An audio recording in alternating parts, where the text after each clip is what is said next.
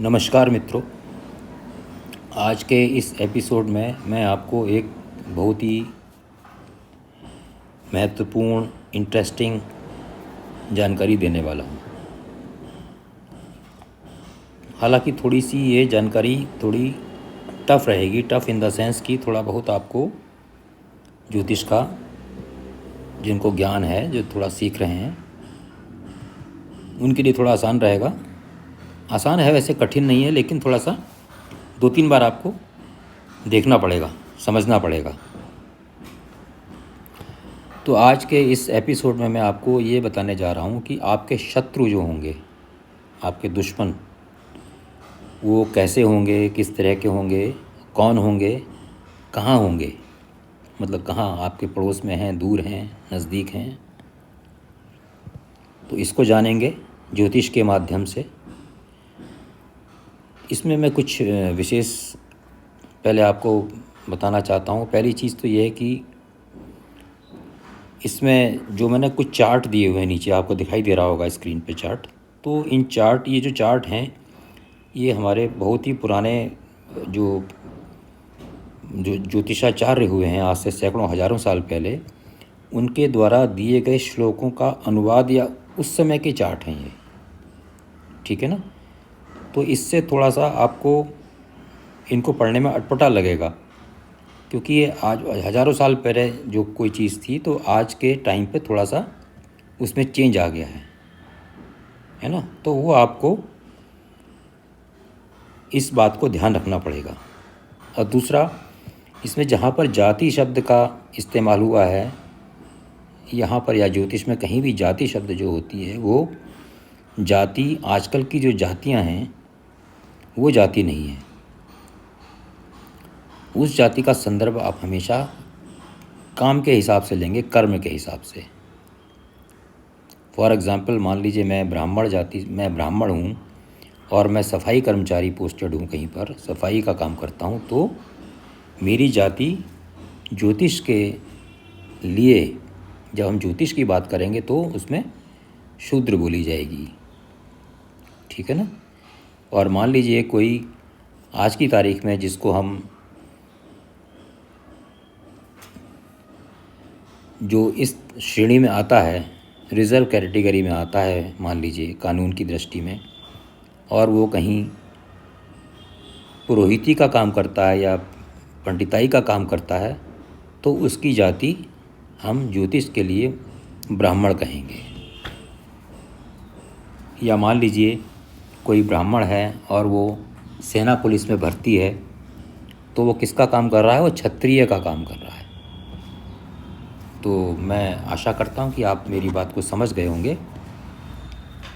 तो ये सब बात थी और इसको ध्यान में रखिएगा। तो आपको जैसा जानकारी है कि शत्रुओं का भाव कौन सा है? छठा भाव। हम जन्म कुंडली के छठे भाव से, देखिए छठा भाव है ना, जन्म कुंडली के छठे भाव से हम शत्रु का विचार करते हैं। अब हम इसमें आगे बढ़ते हैं। देखिए, षष्ठेश ग्रह की जो जाति होती है वह शत्रु की जाति होती है, ठीक है ना। अंत में सभी राशियों की दिशा व जाति मैंने दी है। तो अंत में जो चार्ट है वहाँ चलते हैं एक बार।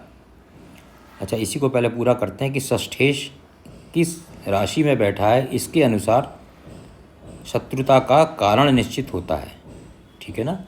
आपके षष्ठेश मतलब 6 हाउस के लॉर्ड, छठे भाव के स्वामी जो हैं, वो षष्ठेश कहे जाएंगे। वो कुंडली में किस राशि में बैठे हैं, उसके अनुसार शत्रुता का कारण निश्चित होता है।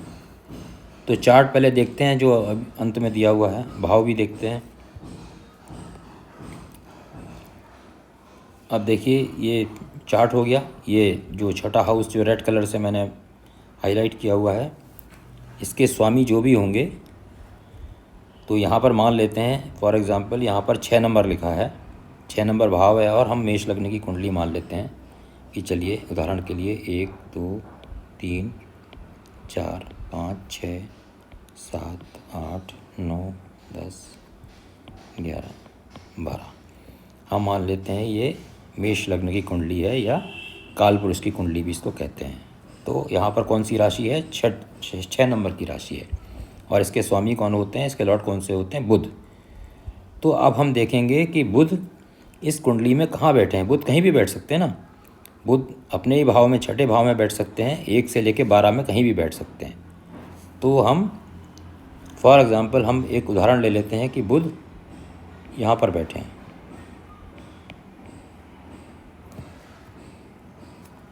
ठीक है ना, बुध यहाँ पर बैठे हैं।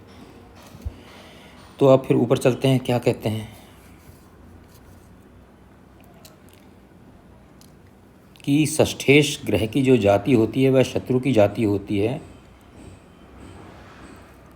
और अंत में क्या षष्ठेश किस राशि में बैठा है इसके अनुसार शत्रुता का कारण होता है। तो हम षष्ठेश की अब जाति कौन सी है? देखिए बुध की कौन सी जाति है? कन्या।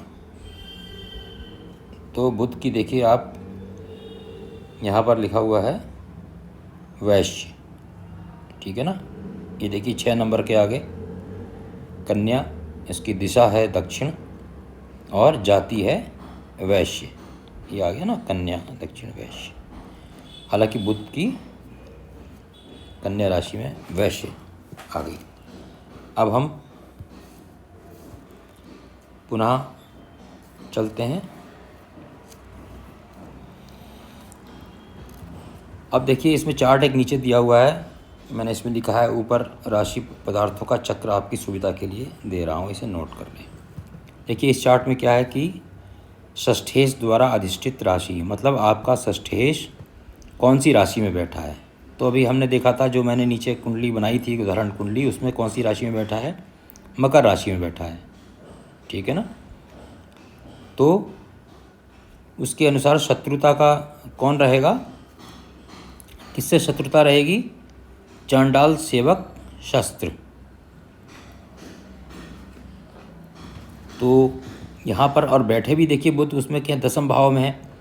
तो इसका क्या मतलब हुआ कि आपके शत्रु आपके कर्म भाव से, आपके जो जहाँ आप काम कर रहे हैं वहीं से आपका कोई शत्रु होगा।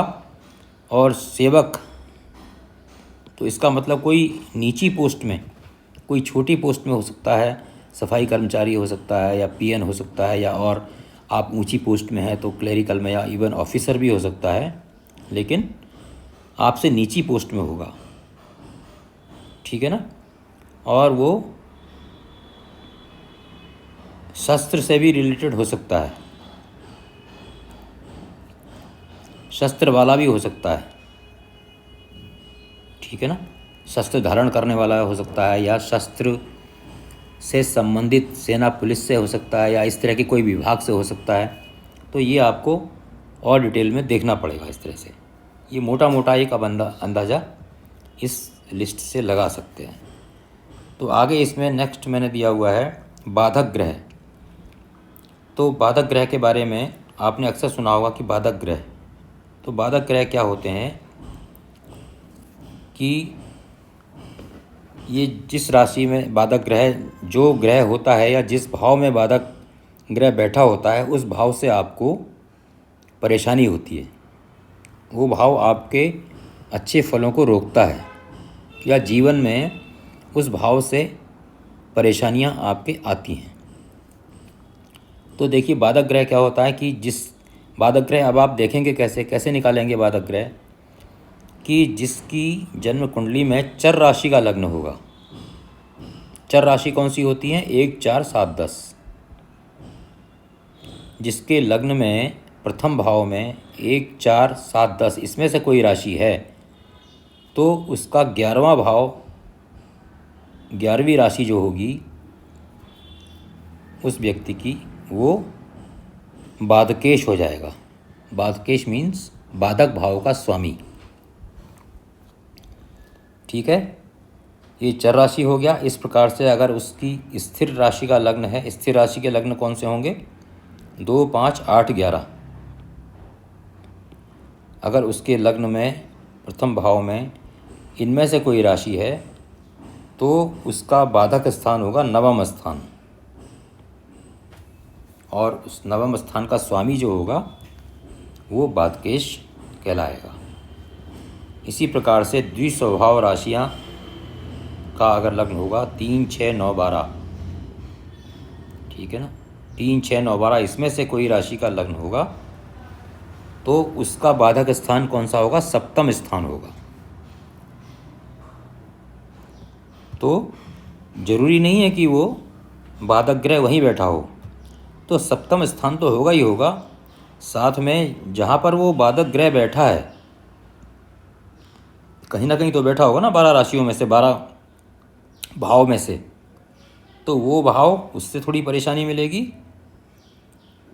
और जिस भाव का स्वामी है उस भाव से आपको जीवन में परेशानियां मिल सकती हैं।